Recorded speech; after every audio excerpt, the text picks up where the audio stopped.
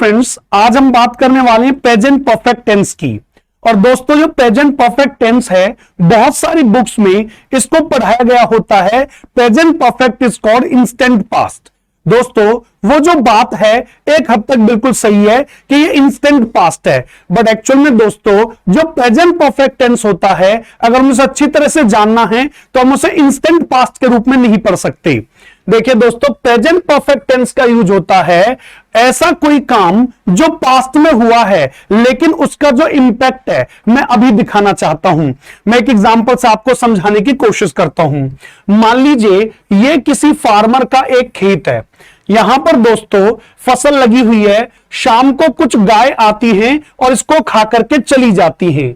उसके बाद में सुबह होती है और दोस्तों वो किसान अपने खेत पर जाता है और जाकर देखता है कि जो सारी की सारी फसल है वो गायों ने उजाड़ दी है। It has been destroyed by the cows. Okay दोस्तों, फिर वो अपने घर पर जाता है और बोलता है कि जो पूरी की पूरी फसल है उसे गायों ने खा लिया है या उसे पशुओं ने खा लिया है। देखिए दोस्तों, ये जो काम हुआ है ये पास्ट में हुआ है, लेकिन मैं कौन सा टेंस यूज कर रहा हूं? मैं है शब्द का यूज कर रहा हूं। मैंने कहा जो सारी की सारी फसल है उसे पशुओं ने खा लिया है। सो दोस्तों, अब एक्चुअल में इसमें जो टेंस यूज होना चाहिए वो होना चाहिए पास्ट टेंस, बट यहां पर मैंने प्रेजेंट परफेक्ट टेंस का यूज किया है। उसका लॉजिक ये है कि जब कोई पास्ट का इवेंट है और दोस्तों मैं उसका जो इंपैक्ट है वो प्रेजेंट में दिखाना चाहता हूं, जब मैं पास्ट के इवेंट का इंपैक्ट प्रेजेंट में दिखाना चाहता हूं तो मैं वहां पर दोस्तों प्रेजेंट परफेक्ट टेंस का यूज करता हूं। जैसे मैंने यहां पर एक सेंटेंस लिखा है, they have won the match. वो मैच जीत चुके हैं। एक्चुअल में दोस्तों तुम ये बात कब बोलते हो कि वो मैच जीत चुके हैं? जब दोस्तों मैच का रिजल्ट आ जाता है और जो एक भी क्षण बीत चुका है और ऐसा कोई काम जो एक क्षण के पहले हुआ है वो भी पास्ट होता है, तो फिर आप यहां पर पास्ट टेंस का यूज क्यों नहीं कर रहे हैं? They have won the match. Actual में दोस्तों यहां पर प्रेजेंट परफेक्ट टेंस का यूज किया जा रहा है, क्योंकि जो मैच है वो तो जीता जा चुका है, लेकिन जो उसका इंपैक्ट है वो मैं प्रेजेंट में दिखाना चाहता हूं। तो पास्ट का ऐसा कोई इवेंट जिसका इंपैक्ट मैं प्रेजेंट में दिखाना चाहता हूं, दोस्तों वहां पर मैं प्रेजेंट परफेक्ट टेंस का यूज करता हूं। Let's have some other examples. We have bought a new fridge. We have bought a new fridge. हमने क्या किया है? हमने एक नया फ्रिज खरीदा है। देखिए दोस्तों, जब आपने वो फ्रिज खरीद लिया उसके बाद तो वो पास्ट हो जाना चाहिए, लेकिन आप उसका जो इंपैक्ट है वो प्रेजेंट पर दिखाना चाहते हैं, इसलिए आपने क्या बोला? We have bought a new fridge. We have sent a satellite on Mars. अरे जब सैटेलाइट वहां पर जाकर के इम्प्लांट हो जाएगा, जब लग जाएगा, तभी तो हम बोलेंगे we have sent a satellite on Mars. या जो सैटेलाइट है वो हम भेज चुके हैं, चाहे वो प्रॉपरली सक्सेसफुल हो या ना हो। लेकिन हमने क्या बोला? हमने बोला we have sent a satellite on Mars. तो देखिए दोस्तों, जो सैटेलाइट है वो जमीन से निकल चुका है, तो ये पास्ट होना चाहिए? नहीं, ये पास्ट नहीं होगा, क्योंकि मैं इस इवेंट का, पास्ट के इवेंट का जो इंपैक्ट है वो प्रेजेंट में दिखाना चाहता हूं, तो इसलिए मैं प्रेजेंट परफेक्ट टेंस का यूज करता हूं। आई होप कि आपको ये बात समझ में आई होगी। अब आपको समझ में आएगा तो फिर पास्ट टेंस का हम क्या करें? जब पास्ट के इवेंट को हम बोल सकते हैं प्रेजेंट परफेक्ट की मदद से, तो फिर पास्ट टेंस किस काम आता है? एक्चुअली दोस्तों मैं आपको बताता हूं। अब जैसे मैंने यहां पर लिख दिया, इन 1947 इंडिया गॉट फ्रीडम। इन 1947 इंडिया को जो आजादी मिली वो 1947 के अंदर मिली। एक्चुअल में दोस्तों I would like to tell you कि यहां पर पास्ट का टाइम मेंशन हो गया। यहां पर पास्ट का टाइम मेंशन हो गया, और दोस्तों जब पास्ट का टाइम मेंशन हो गया तो पास्ट का टाइम मेंशन करने का लॉजिक ही ये है कि मैं इस इवेंट का जो इंपैक्ट है वो प्रेजेंट पर नहीं दिखाना चाहता हूं। कहने का मतलब ये हुआ कि पास्ट टेंस आप तब तब यूज करते हैं जब पास्ट का टाइम वहां पर मेंशन कर देते हैं, इसीलिए सिर्फ टेंस नहीं होता, टाइम एंड टेंस होता है। अगर मैंने पास्ट का टाइम मेंशन कर रखा है, so what does it mean, इसका मतलब यह है कि मैं वहां पर टेंस भी पास्ट लगाऊंगा। एक बार मैं आपको थोड़ा सा रिकैप करा देता हूं, फिर से जरा समझिएगा। दोस्तों, ऐसा कोई इवेंट जो पास्ट में हुआ लेकिन मैं उसका जो इंपैक्ट है वो प्रेजेंट में दिखाना चाहता हूं, तो दोस्तों मैं उसके लिए प्रेजेंट परफेक्ट टेंस का यूज करता हूं। अगर मैंने वहां पर पास्ट का टाइम मेंशन कर दिया है तो मैं फिर पास्ट टेंस का यूज करूंगा। आई होप कि आपको यहां तक बात समझ में आई होगी। Now we are going to talk about next one. अब हम अगली बात करते हैं। देखिए दोस्तों, एक्चुअल में होता क्या है, अगर आप एग्जामिनेशन के अंदर देखेंगे तो एग्जामिनेशन में यह कभी नहीं लिखा मिलता कि इसको, इस टेंस को फिल करिए या यहां पर ये वाली वर्ब यूज करनी है। दोस्तों, वहां पर लिखा होता है fill the blanks with the verbs. अब वहां पर वर्ब नाम का कंसेप्ट पर वो काम करते हैं, तो हमें कैसे पता लगता है कि यहां पर कौन सा टेंस आने वाला है? जैसा कि मैंने पहले की वीडियोस में आपको बताया टाइम एंड टेंस के बारे में। अब यहां पर ये जो वर्ड्स लिखे हुए हैं, जैसे कि यहां पर जस्ट लिखा हुआ है, नेवर लिखा हुआ है, एवर लिखा हुआ है, सो फार लिखा हुआ है। Just try to understand never. एक बार नेवर को समझने की कोशिश करते हैं। देखिए, मैंने कहा have you ever tested this food, तो मैंने जवाब दिया या किसी और ने जवाब दिया I have never tested this. So have you ever tested. अब मुझे बताइए, उसने पहले भी कभी टेस्ट नहीं किया था, उसने पहले भी कभी टेस्ट नहीं किया था, तो उसका जो पास्ट में टेस्ट ना करना है, जो उसने काम नहीं किया, मैं उसका इंपैक्ट प्रेजेंट पर देखना चाहता हूं, मैं उसका इंपैक्ट प्रेजेंट पर चाहता हूं। सो दोस्तों, मैंने क्या किया, मैंने यहां पर प्रेजेंट परफेक्ट टेंस का यूज किया। तो यहां पर ये जो वर्ड्स लिखे हुए ना, नेवर, एवर, सो फार, तो ये क्या करते हैं, ये पास्ट के इवेंट का जो इंपैक्ट होता है दोस्तों, उसको प्रेजेंट पर दिखाते हैं। और इसीलिए बुक्स के अंदर ये टीचर्स हमें बताते हैं कि जहां पर आप इन वर्ड्स को देखें, वहां पर आप क्या लगाने वाले हैं, वहां पर आप प्रेजेंट परफेक्ट टेंस लगाने वाले हैं। आई होप कि आज आपको समझ में आया होगा कि ऐसा क्यों होता है। इनमें से मैं एग्जाम्पल्स जो हैं वो हम पढ़ लेते हैं। We are going to clear with all the concepts. Okay, I have just finished watching the India Pakistan match. अब आप मुझे एक बात बताइए, जब इंडिया और पाकिस्तान का मैच खत्म हो चुका है तो वो तो पास्ट हो चुका है, बट लेकिन दोस्तों इस जस्ट की मदद से क्या, इस जस्ट की मदद से मैं जो पास्ट का इंपैक्ट, जो पास्ट का इवेंट है उसका इंपैक्ट प्रेजेंट पर दिखा देता हूं। तो इसलिए मैं यहां पर कौन सा टेंस यूज करता हूं, मैं यहां पर प्रेजेंट परफेक्ट टेंस यूज करता हूं। I have not yet seen mother come down from the room। अभी तक मैंने मम्मी को कमरे से नीचे आते नहीं देखा। सो देखिए दोस्तों, ये जो येट है, येट की मदद से अभी तक ये नहीं हुआ है, अभी तक ये नहीं हुआ है। इस नहीं होने का इंपैक्ट मैं प्रेजेंट पर चाहता हूं, तो यहां पर मैंने प्रेजेंट परफेक्ट टेंस लगा दिया। I have already learned many things about Bolivia. मैंने बोलाविया के बारे में ऑलरेडी बहुत सारी चीजें सीख ली हैं। अब देखिए, मैंने यहीं पर बोलाविया के बारे में पढ़ लिया, मैंने बहुत सारी बातें बोलाविया के बारे में जान ली, तो ये तो पास्ट हो जाना चाहिए, क्योंकि मैं बोल रहा हूं ना मैंने सीख ली है, तो मेरा जो डिफॉल्ट टाइम है वो ये है, लेकिन मैं ये काम पहले ही कर चुका हूं। लेकिन इस ऑलरेडी की मदद से दोस्तों ये जो पास्ट का इवेंट है, इसका जो इंपैक्ट है वो मैं प्रेजेंट पर दिखा रहा हूं, वो मैं प्रेजेंट पर दिखा रहा हूं। आई होप कि आपको समझ में आ रहा होगा। सो दोस्तों, ये जो वर्ड्स यहां पर लिखे हुए हैं, just, never, ever, so far, till now, lately, recently, already, yet, before, etcetera, ये सारे वो वर्ड्स हैं जो क्या करते हैं, पास्ट के इवेंट का इंपैक्ट दिखाते हैं प्रेजेंट के ऊपर। आई होप कि आपको ये समझ में आया होगा कि हम प्रेजेंट परफेक्ट टेंस का यूज कहां पर करते हैं। Now we are going to talk about the structures. अब हम स्ट्रक्चर्स की बात करने वाले हैं। Let's talk about them. देखिए दोस्तों, इसके अंदर क्या होता है, इसके अंदर हैज और हैव प्लस में वर्ब की थर्ड फॉर्म का यूज होता है। First of all subject, after that has have, then third form of the verb, after that object. उसके बाद दोस्तों सब्जेक्ट, नेगेटिव सेंटेंस में subject, has have, not, third form, then object.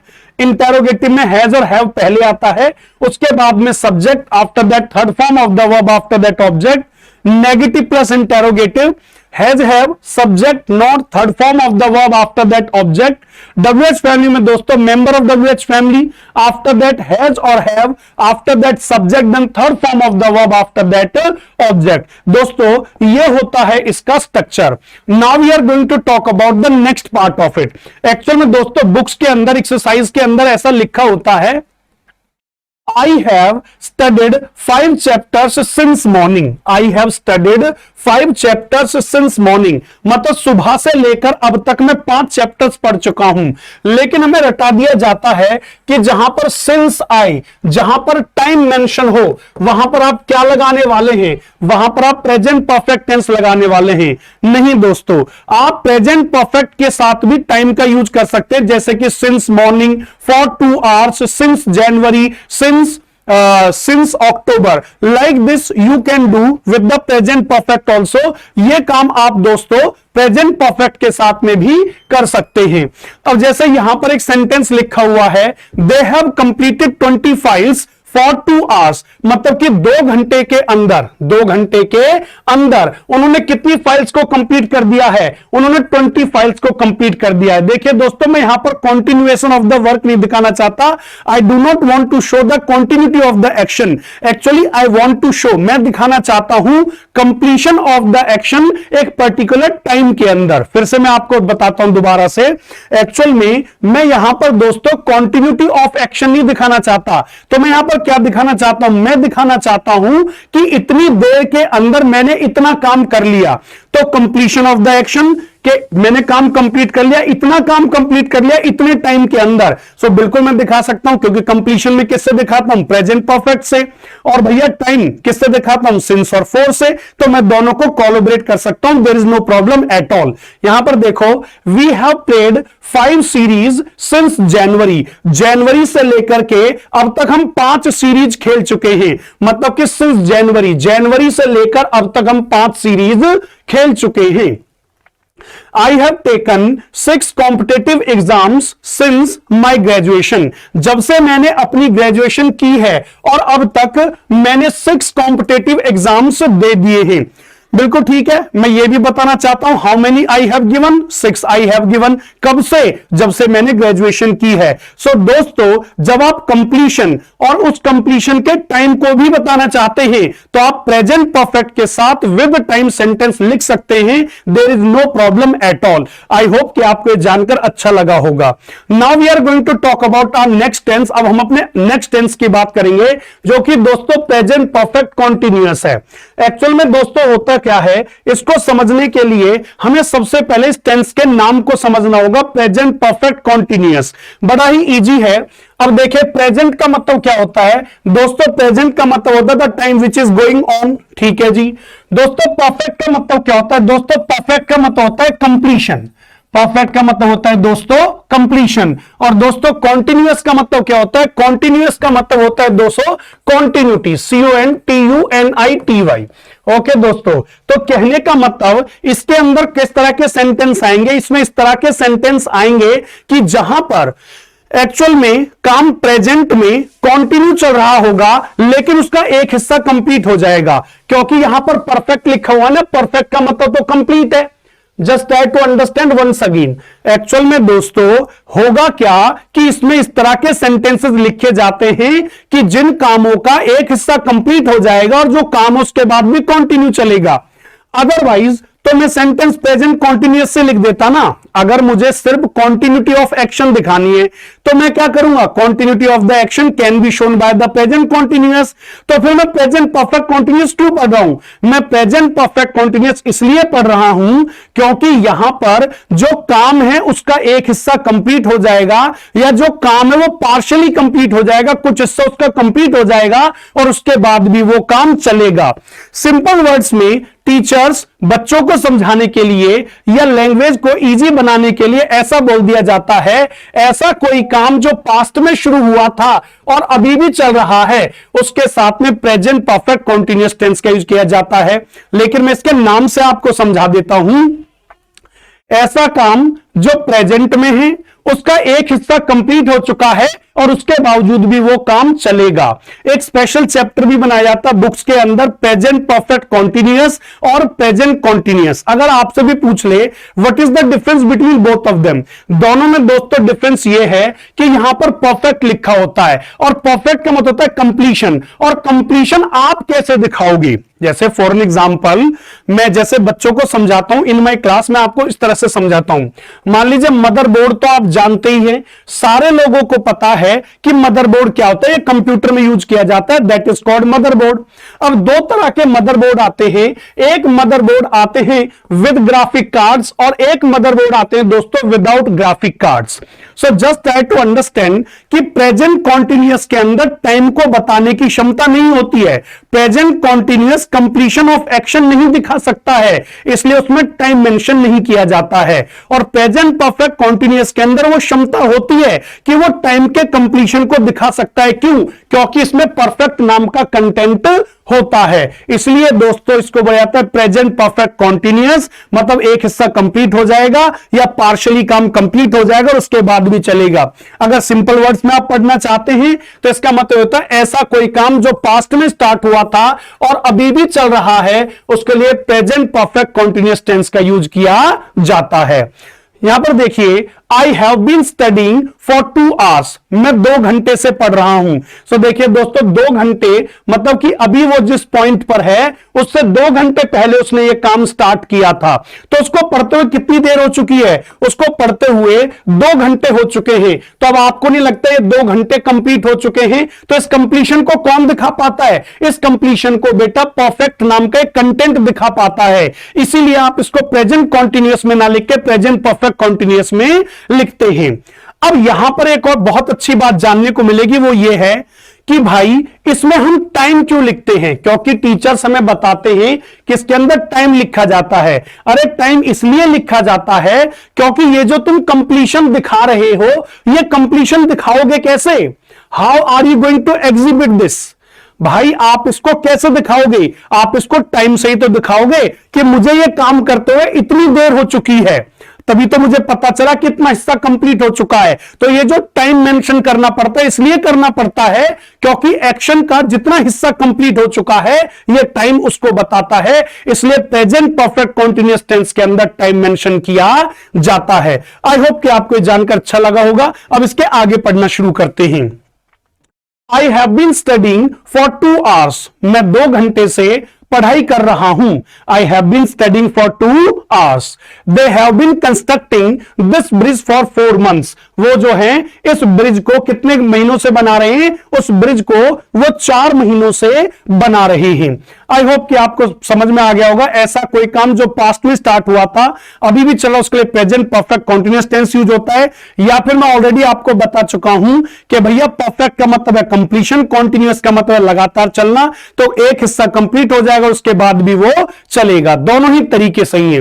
दोस्तों इसका structure देखते हैं क्या होता है। First of all subject, after that has been, have been, first form with I N G. अक्सर मैंने क्या देखा है, अक्सर दोस्तों मुझे पेपर में देखने को मिलता है कि क्या होता है कि जो हैज और हैव होते हैं इन्हीं के साथ में बीन लगा देते हैं। हमें ध्यान रखना है कि ये जो बीन है वो सब्जेक्ट के बाद आएगा। जैसे नेगेटिव में तो ज्यादा प्रॉब्लम नहीं होती, subject has not been, have not been, first form with I N G, after that object. Interrogative में has, have, after that subject, then been, then first form with I N G, after that object. Negative plus interrogative, first of all subject, first of all helping verb has or have, after that subject, then not, then been, then first form of the verb with ing, after that object। WH family में दोस्तों सबसे पहले आएगा member of WH family, after that has or have, after that subject,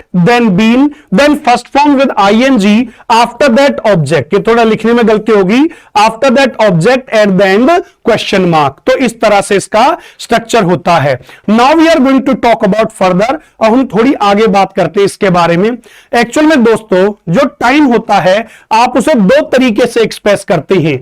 आप एक point of time के रूप में उसको एक्सप्रेस करते हैं, और दोस्तों दूसरा आप उसको पीरियड ऑफ टाइम के रूप में एक्सप्रेस करते हैं। अगर मैं आपको सही तरीके से बता पाऊं तो आपको पता होगा और आपने भी जरूर पढ़ा होगा, a point does not have dimension. A point does not have dimension, एक जो पॉइंट होता है उसकी डायमेंशन नहीं होती। डायमेंशन का मतलब क्या है, आप उसको पता नहीं लगा सकते उसके एरिया वगैरह के बारे में। तो कहने का मतलब है आप उसको अनकाउंटेबल कह सकते हैं, आप उसको अनकाउंटेबल कह सकते हैं। तो जो आपका पॉइंट ऑफ टाइम होता है ना दोस्तों, वो अनकाउंटेबल होता है। कहने का मतलब है पॉइंट ऑफ टाइम का मतलब क्या है, जस्ट ट्राई टू अंडरस्टैंड। एक ड्यूरेशन बीतती है, उसके बाद पॉइंट का एक टाइम का एक नया पॉइंट आता है, वो पॉइंट ऑफ टाइम होता है। फिर एक ड्यूरेशन बीतती है, फिर एक नया पॉइंट आता है। अगर मैं इसको और ज्यादा सिंप्लीफाई करूं तो आप ऐसा समझो, आज है संडे, 24 आवर्स बीतेंगे, फिर एक नया टाइम का पॉइंट आएगा जिसको मंडे के नाम से जानते हैं। फिर 24 आवर्स बीतेंगे, एक नया पॉइंट ऑफ टाइम आएगा जिसको दोस्तों ट्यूसडे के नाम से जानते हैं।